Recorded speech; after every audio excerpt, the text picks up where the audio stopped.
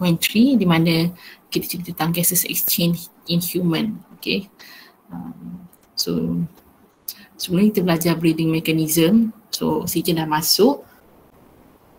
Okay, macam mana pula berlakunya gases exchange antara body cell dengan respiratory structure.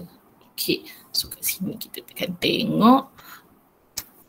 So bila kita nak kaitkan bagaimana body cell kamu mendapat oksigen ataupun bagaimana gases exchange tu boleh berlaku, so yang ini kita kena kaitkan dengan partial pressure of oxygen dan partial pressure of carbon dioxide. Okay, sama juga dengan oksigen, dia tak boleh simply bergerak, dia mesti ikut, dia ada nama, dia panggil sebagai partial pressure gradient. So daripada tempat yang tinggi, okay, high partial pressure, pergi ke tempat yang low partial pressure. Okay, air tu ada nitrogen, oksigen, carbon dioxide. So sebabkan kita nak cerita hanya sebahagian saja gas yang ada dalam air, jadi kita akan sebut partial pressure. So untuk, okay, ni air. So kita air, kita ada oksigen, kita ada carbon dioxide. Okay. So sekarang ni dekat kawasan yang cikgu tunjukkan ni, oksigen dia lebih banyak. Dekat kawasan luar dia, oksigen dia lebih sedikit. So kat sini kita akan katakan partial pressure of oxygen sahaja yang tinggi di kawasan ini. Hanya oksigen sahaja yang pressure-nya tinggi. Jadi kita akan sebut dia punya term dia adalah partial pressure. So oksigen sahaja yang akan bergerak, carbon dioxide akan stay. Bila ada perbezaan di antara partial pressure daripada one area to another area, so gas diffusion akan berlaku.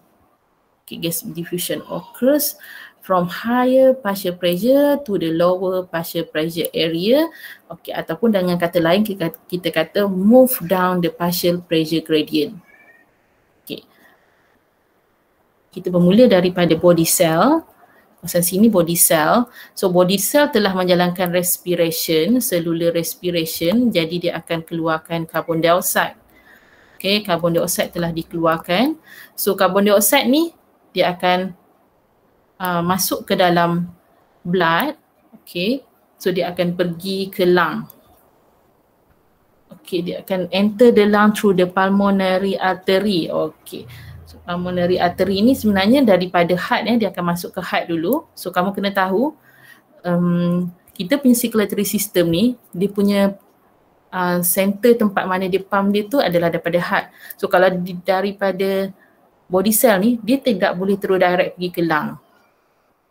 Sebab tekanan yang berada dalam darah kamu tu tak sampailah, maksudnya dia dah sangat slow, tekanan dah sangat rendah dan blood kamu boleh berhenti. That's why dia kena kembali balik kepada pump dia, pergi kepada pump dia. So dekat sini heart akan pump semula untuk lajukan balik flow of the blood tu. So dia akan baru pergi ke lung. So daripada body cell tadi, okay, blood tu dia ada low partial pressure of oxygen. Sebab baru je body cell dah jalankan respiration, jadi body cell dah use up the oxygen. Okay, manakala dia dah keluarkan, release the carbon dioxide so that the blood has high partial pressure of carbon. Okay, dan dekat lung nanti, the blood akan receive oxygen, so that blood tu kemudian dia akan leave the lung through the pulmonary vein, so dia akan masuk ke dalam heart, dan blood yang keluar daripada lung tu dia mempunyai high partial pressure of oxygen. Sebab dia dah ambil daripada lung, dia dah pick up from the lung, but low partial pressure of carbon dioxide. So blood yang telah sampai dekat lung tadi, kita dah ceritakan tadi, ini bermula daripada sel, yang ni daripada body cell. So dia akan hantar blood pergi ke lung, so dekat situ dia akan ada high partial pressure of carbon dioxide sebab body cell baru lepas menjalankan respiration.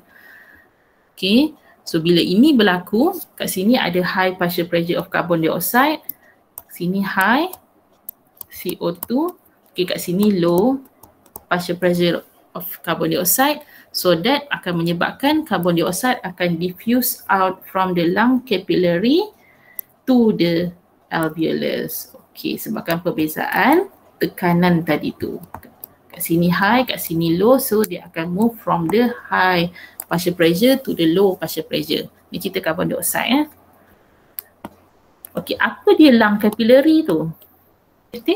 Blood capillary at the alveolus. Okay, senang je macam tu. Okay, so fahamlah tu ya. Untuk sesiapa yang kurang faham apa dia blood capillary tu, lung capillary tu, lung capillary tu sebenarnya adalah blood capillary. Tapi blood capillary yang duduk dekat dengan lung. Nanti kita akan exhale dan carbon dioxide tu akan expel from our body. Okay, dah habis cerita. Okay, oksigen pula, bila kita inhale, okay, oksigen akan masuk ke dalam body kita. So inhale, ini cikgu nak membiasakan, cikgu tahu kamu faham dia punya konsep ni.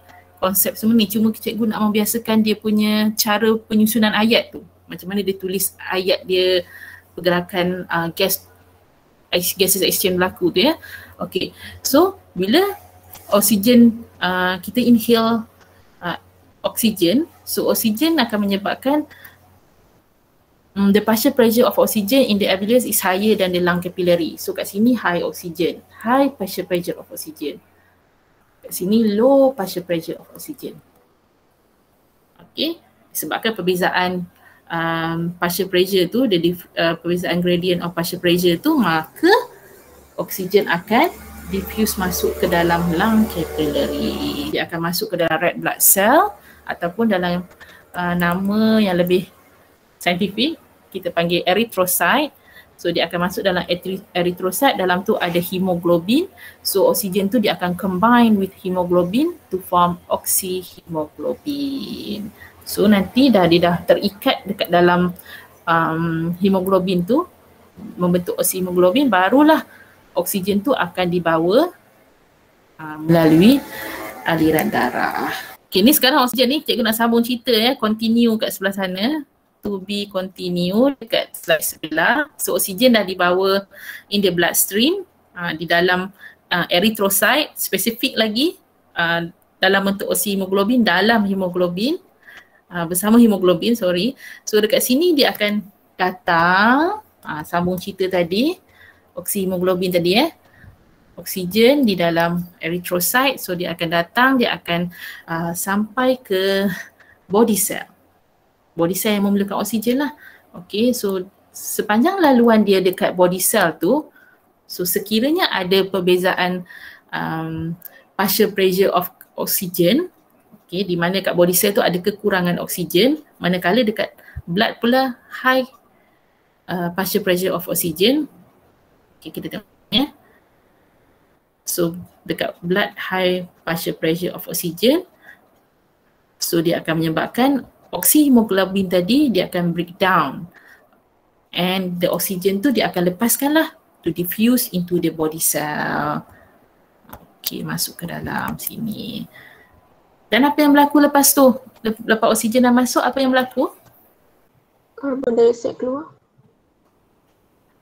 Tertinggal satu point tengah-tengah tu.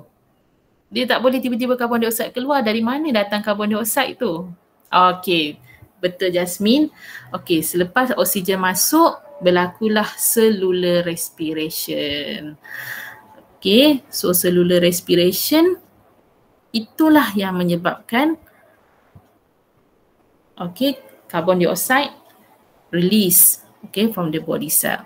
Okay, so let's produce carbon dioxide, water and energy. Inilah tujuan cellular respiration. Okay, dia nakkan produce energy. That's why kamu dapat energy setiap hari, sebab dia use up the oxygen and glucose. Okay, so sekarang ni carbon dioxide ni dah ada sebab cellular respiration telah berlaku dan dia release carbon dioxide. Maka sambung je lah cerita. Berkumpullah carbon dioxide dengan banyaknya di dalam body cell. So dalam body cell has high partial pressure of carbon dioxide. Okay, so carbon dioxide diffuses out from the body cell into the tissue capillary. Sini panggil tissue capillary pula sebab dia dekat dengan body tissue, and transported back to the lung. Okay, transportation of carbon dioxide in the blood circulatory system ada banyak cara. Okay, kita mula dengan 23% dulu. Okay, 23% of carbon dioxide, dia akan combine with hemoglobin to form carbaminohemoglobin. Hanya 23% sahaja carbon dioxide yang akan menggunakan kaedah ini. Jadi akan combine dengan hemoglobin to form carbaminohemoglobin. Okay, another 7% of carbon dioxide yang dikeluarkan daripada body cell, okay, dia akan dissolve in blood plasma. Bloodstream, okay, aliran darah, dalam tu ada red blood cell, kamu ada white blood cell. Okay, so yang 7% ni dia duduk dekat plasma. Plasma ni dekat area yang selain daripada blood cell lah, selain daripada white blood cell, red blood cell, platelet, so dia duduk kat sini. 7% sahaja dissolve in blood plasma. Yang paling banyak sebenarnya karbon dioksida ni, okay, dibawa dengan cara apa? Okay, dengan dibawa dalam bentuk ion. Okay, so dia carry in the form of bicarbonate ion. Okay, cara macam mana dia dibawa sebagai bicarbonate ion tu panjang cerita dia. Okay, kamu dengar je cerita, cikgu tolong ceritakan untuk kamu. Okay, so sekarang ni dia tak simply terus jadi daripada body cell tu dikeluarkan terus jadi ion. Tak, dia ada beberapa step sebelum dia jadi bicarbonate ion tu. Okay, first bila dia keluar daripada body cell, okay, dia akan combine dengan erythrocyte. Okay, red blood cell lah. Tapi dia bukan combine dengan hemoglobin tu. Hemoglobin tu cerita yang ini. Okay, dia combine dengan erythrocyte yang di mana dalam tu ada water. Water in the erythrocyte. Okay, so dia masuk dalam erythrocyte ataupun red blood cell. Dia masuk dalam red blood cell. Dia combine with water in the red blood cell. Dia akan membentuk carbonic acid. Ini temporary je ya. Dia tumpang je masuk kejap. Dia combine dengan water. Dia jadi carbonic acid temporary. Okay, so proses ni dia ada bagi tahu dalam buku kamu. Dia dibantu oleh sejenis enzim yang dipanggil sebagai carbonic anhydrase enzyme. Okay. Bila dah gabung dengan water menjadi carbonic acid tadi, okay, carbon dioxide gabung dengan water menjadi carbonic acid. Kemudian carbonic acid pula akan pecah. So dia H2 CO3 dia akan berpecah menjadi bicarbonate ion plus hydrogen ion. Okay, bila dia dah pecah menjadi ion ni, apa yang berlaku?